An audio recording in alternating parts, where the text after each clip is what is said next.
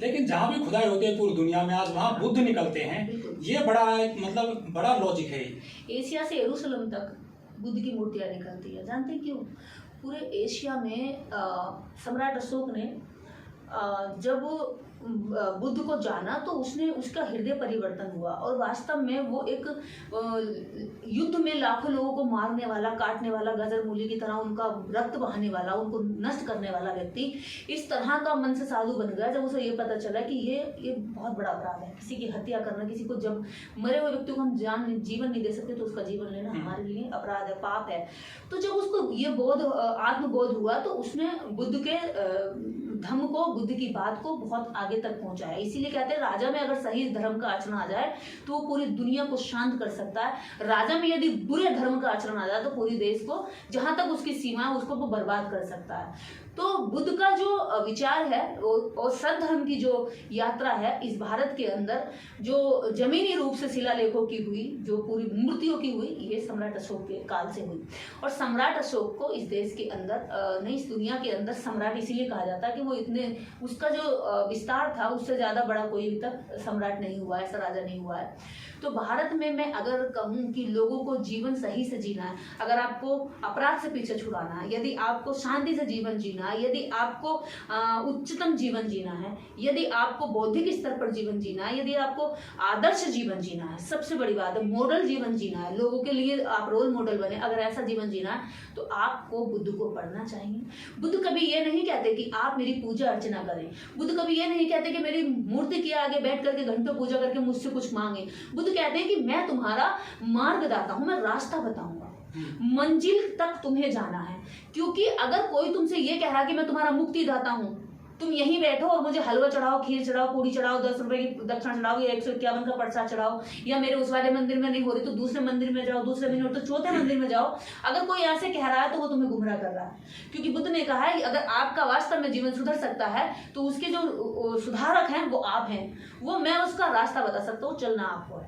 और बुद्ध की इन बातों से इस दुनिया में, यहाँ फाइहान आए, इत सिंह आए, है ना, इतने सारे यहाँ पर चीनी यात्री आए, और भी लोग आए, उन्होंने बुद्ध के बातों को पूरे विश्व भर में बहुत अच्छे से यहाँ पर लिखा, जाना, और पूरा विश्व यूं ही बुद्ध का दीवाना नहीं हुआ।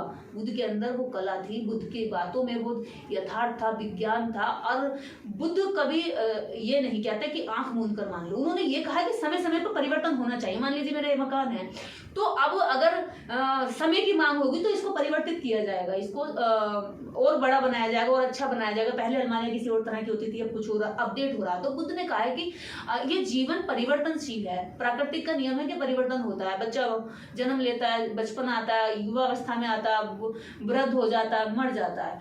तो बुद्ध ने कहा है कि इस दुनिया में जब आप हैं तो आपको जाना है, लेकिन इसी बीच में आपको अपने जीवन को जीना है, तरीके से जीना, अच्छे से जीना है। बौद्ध धर्म की एक और खास बात है, बौद्ध साइंटिफिक टेम्परामेंट पे जो है बात करते हैं, इसमें कहीं जो पाखंड नहीं है। बिल्कुल, बुद्ध ने कहा है कि आप किसी भी तरह से उस बात को मत मानो जो ग्रंथों में लिखी गई है, किताबों में लिखी गई है, आपके बड़े बुजुर्गों ने समझाई है, या किसी ने कह दी है कभी बहुत पुराने जमाने में तो आप इसलिए मान रहे हो। नहीं, आप उस बात को जब तक मत मानो जब तक वह बात आपकी बुद्धि की कसौटी पर खरी ना उतर जाए।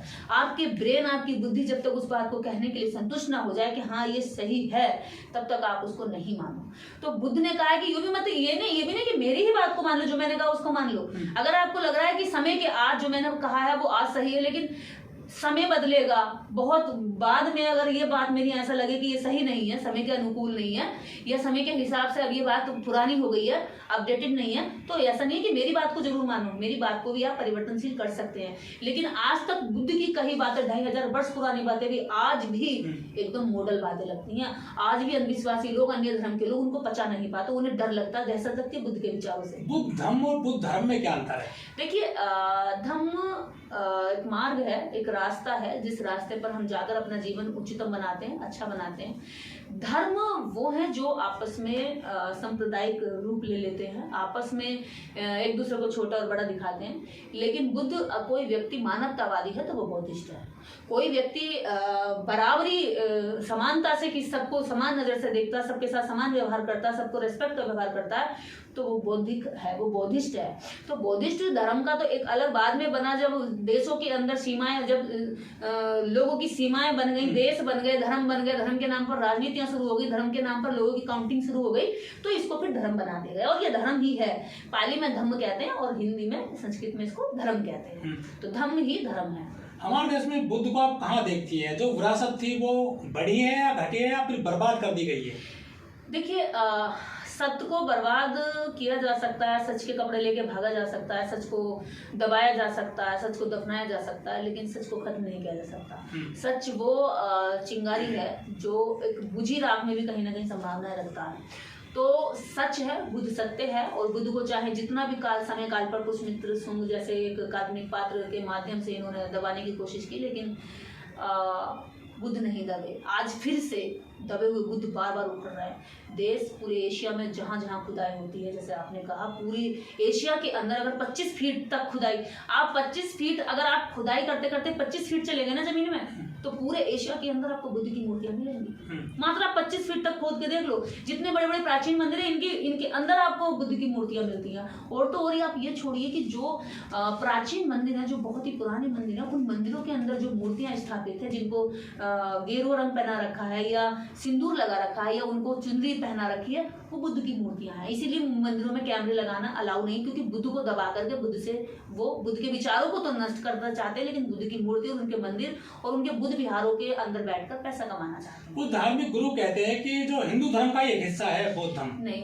बौद्ध धर्म हिंदू धर्म से बहुत पहले है। बौद्ध धर्म इस देश का सबसे पुराना धर्म है, इस दुनिया का सबसे पुराना धर्म है। अगर किसी ने सच में किसी ने लोगों को समूह और संघ दिया है, संगठन दिया है, तो वो बुद्ध ने दिया है। बुद्ध के जो संघ था, जो शाक्य संघ था, बुद्ध के उस टाइम पर भी शाक्य संघ हुआ करता था। और जब बुद्ध युवा थे तो जिस नदी पर झगड़ा हुआ था वो संघ के माध्यम से ही सुलझाया गया था। तो संघ की जो व्यवस्था है वो बुद्ध के जमाने से, और बुद्ध के बाद में जितने धर्म आए उन्होंने इसको संगठन के रूप दिया है। लेकिन हमारे देश में, मतलब भारत में और नेपाल में बुद्ध का बड़ा प्रचार प्रसार हुआ है, यहाँ विरासत रही है, लेकिन यहाँ पर अब हिंदुओं की मजबूती हो रही है, हिंदुत्व मजबूत हो रहा है। नहीं। जो बुद्धिस्ट है वो पीछे होते जा रहे हैं। ऐसा नहीं है, हिंदुत्व मजबूत नहीं हो रहा, हिंदुत्व कंगाल हो रहा है विचारधारा से, हिंदुत्व बर्बाद हो रहा है, हिंदुत्व खत्म हो रहा है।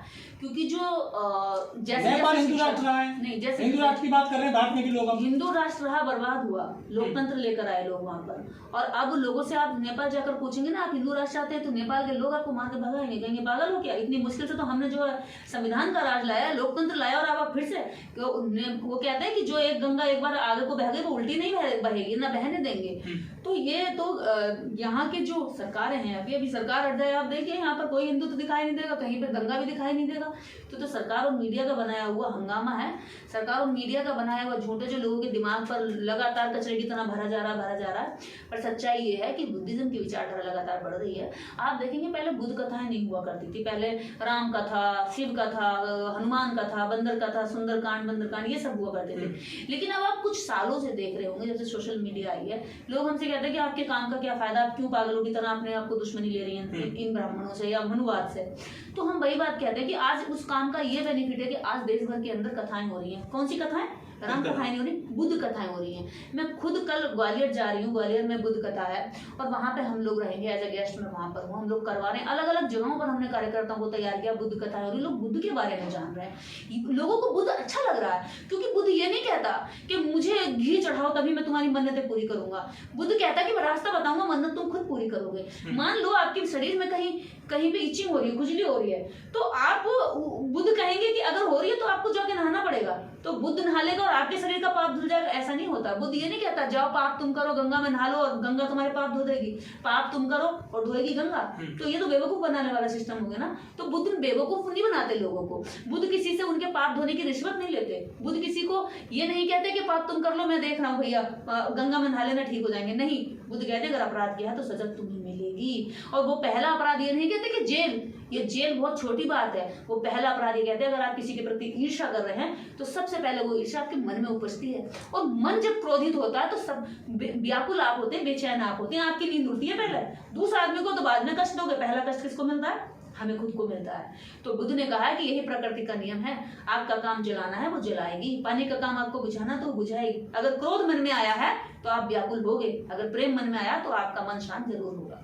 लेकिन हमारे देश में बुद्ध के नाम पर बहुत सारे संगठन बन गए हैं, सोसाइटियां बन गई हैं देश विदेश में। कुछ लोग कहते हैं कि ये सोसाइटियां केवल चंदा लेने का जरिया बन चुकी हैं। देखिए, जो लोग वास्तव में बुद्ध के धर्म का प्रचार कर रहे हैं वो इस देश के SC ST OBC लोग हैं। उनके पास कोई चंदा नहीं है, वो अपने दम पर मेहनत करके लोगों से पाई जोड़ करके वो सच्चा प्रचार कर रहे हैं। लेकिन इस देश के अंदर अरबों खरबों रुपया इंटरनेशनल लेवल पर जो पैसा ले रही हैं, वो यहाँ पर बुद्ध के नाम से ट्रस्ट और संस्थाएं बनाई हुई है, वो अरबों खरबों रुपया ऐड का ले रही है। यहाँ पे इस बात का ले रही है कि हम बौद्धिस्ट लोगों को मतलब बढ़ावा दे रहे हैं, बुद्धिज्म को बढ़ावा दे रहे हैं। और वो किन लोगों की संस्थाएं हैं?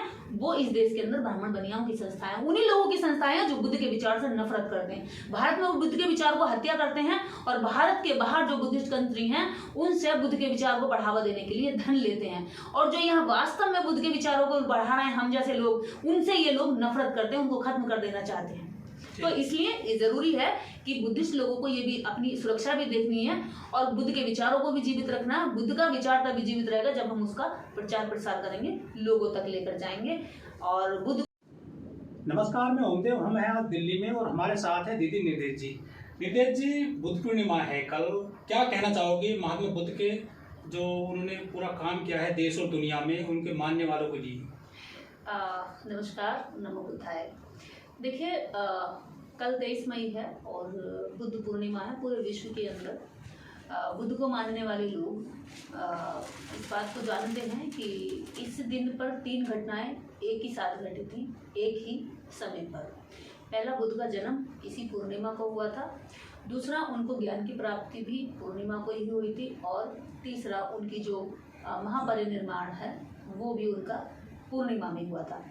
तो तथागत गौतम बुद्ध के जो जीवन की तीनों महत्वपूर्ण घटनाएं हैं वो सेम डे पर घटी, और विश्व में पहला ऐसे व्यक्ति रहे बुद्ध जो बुद्ध के साथ ऐसा हुआ। तो कल 23 मई को पूरे भारत में तो इसे बहुत ही धूमधाम से मनाया जाता है। वो अलग बात है कि हमारी सरकार है और हमारे देश की मीडिया इसको कवरेज नहीं करती, इसको बढ़ावा नहीं देती, क्योंकि बुद्ध को दबाने की कोशिश भारत में समय पर चलती रही है जब जब उसके खिलाफ विचार यहाँ पर मजबूत हुआ है। लेकिन इस समय हम बात करेंगे बुद्ध के उन विचारों की जिन विचारों से बुद्ध पूरे विश्व में प्रिय हुए। बुद्ध ने 3 बातें कही अपने जीवन की सबसे महत्वपूर्ण जो बातें कही। उन्होंने कहा कि इस दुनिया में दुख है, और उसके बाद उन्होंने यहाँ तक नहीं रुके, उसके बाद उन्होंने अगले स्टेप पर कहा कि हर दुख का कोई ना कोई एक कारण है। फिर भी वो यहाँ तक नहीं रुके, उसके बाद उन्होंने अपने रिसर्च में बताया कि इसका कोई ना कोई एक जरूर निवारण है। अब निवारण की अगर हम बात करें तो सबसे पहले हम आएंगे कारण पर, और जब कारण की बात करेंगे तो कारण कहाँ से उपजता है उसकी बात करेंगे। तो बुद्ध ने बहुत ही शालीनता और बहुत ही सरल शब्दों में बताया है कि हमारे मन में उठी हुई जिज्ञासाएं, उठी हुई जो हमारी इच्छाएं हैं, वो हमारे मन में क्रोध, गुस्सा, लाभ, लालच और दूसरे के प्रति घृणा, ईर्ष्या, इन सब चीज़ों को हमारे मन में जब ये उपजती हैं तो हमारे मन में कष्ट और पीड़ा जगती है। और मान लीजिए कि देश के अंदर जितने भी क्राइम हो रहे हैं कहीं ना कहीं लालच में हो रहे हैं। कोई लालच की वजह से तो कोई चोरी कर रहा है, चिकारी कर रहा है, या कोई किसी को मार रहा है, हत्या कर रहा है, जमीन छीन रहा है ना। तो ये क्या है लालच में। और अगर कोई क्राइम, अगर हमारे मन में लालच आता है तो हम क्राइम करते हैं। हमारे अंदर गुस्सा आता है, जैसे मान लीजिए मेरे अंदर गुस्सा है या किसी व्यक्ति में गुस्सा आया तो कोई गाली तक सीमित रह जाता है, कोई मर्डर तक कर जाता है, कोई किसी को और बड़ा नुकसान कर जाता है। तो बुद्ध ने कहा है कि जो अपराध करता है व्यक्ति, शारीरिक अपराध जो करता है, उसके मन में पहले उपजता है। तो मन में उपजे अपराधों को बुद्ध ने समाप्त करने की बात कही है। और बुद्ध ने इतनी बड़ी थ्योरी दी कि इस विश्व के अंदर सबसे बड़ा वैज्ञानिक अगर किसी को कहा जाए तो वो बुद्ध है। और बुद्ध का जो उसके बाद में बुद्ध के विचारों का एक धर्म बन गया, एक धर्म बन गया जो जीवन जीने की कला कहा जाता है। तो भारत के अंदर इस दुनिया में भारत को, भारत की मिट्टी को अगर विश्व भर के लोग विश्व गुरु कहते हैं तो बुद्ध के ज्ञान की वजह से कहते हैं, नालंदा तक्षशिला जैसी महाविद्यालयों की वजह से कहते हैं। और बुद्ध के ज्ञान को ही नमन करने के लिए पूरे विश्व का जो व्यक्ति देखता है भारत की ओर सम्मान की नजर से, वो बुद्ध की वजह से देखता है। बुद्ध की मिट्टी को लोग उठाकर ले जाते हैं और इस भारत की मिट्टी को लोग उठाकर ले जाते हैं इस वजह से, क्योंकि इस धरती पर बुद्ध को ज्ञान प्राप्त हुआ, बुद्ध को जन्म हुआ। हालांकि उनके जन्म का जो स्थान है लुम्बिनी, वो इस समय जब देश की सीमा से बाहर हो गया, वो नेपाल बॉर्डर के, मतलब भारत के बॉर्डर से बाहर होकर के नेपाल में आ गया ये लुम्बिनी। लेकिन पूरे दुनिया में जो विश्व गुरु के नाम से भारत जाना जाता है वो बुद्ध की वजह से जाता है। पूर्णिमा की आप सभी को, चैनल के सभी दर्शकों को बहुत बहुत बधाई, मंगल कामनाएं, आप सबका मंगल हो। धन्यवाद।